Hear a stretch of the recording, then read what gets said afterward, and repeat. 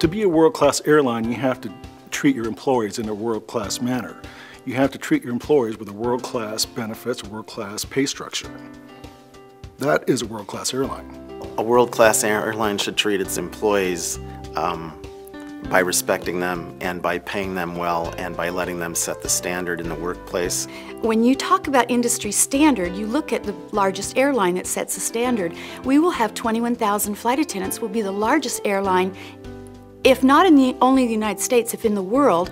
And basically, whatever we have will set the industry standard for everyone else. We went from being top of the industry to being on equal footing with industry standard with other airlines, to the fact where we eventually wound up being the bottom rung, and they were comparing us to the regional carriers, that we were making better money than regional carriers.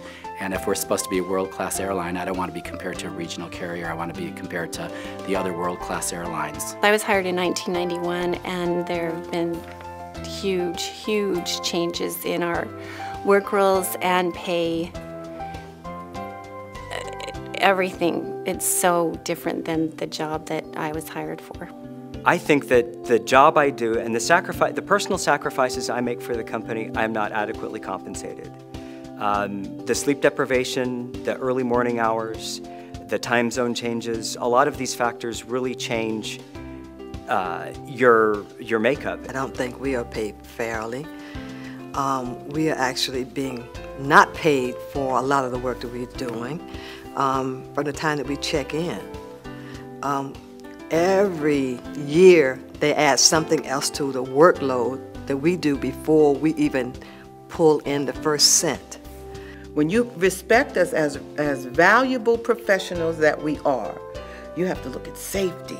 You know, there's so many things you look at, and when you appreciate that, then, you know, you pay.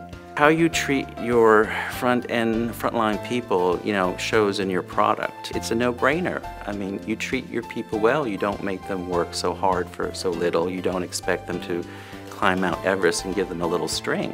When I think of a world-class airline, I think of an airline that probably spares no expense when it comes to its employees. I think they treat their employees well, and those employees can go out and treat the general public well. I think they have great amenities for the flying public. Having owned 3 of my own businesses, I know that employees are the biggest cost of any business. That's not unusual, but they're also your biggest asset.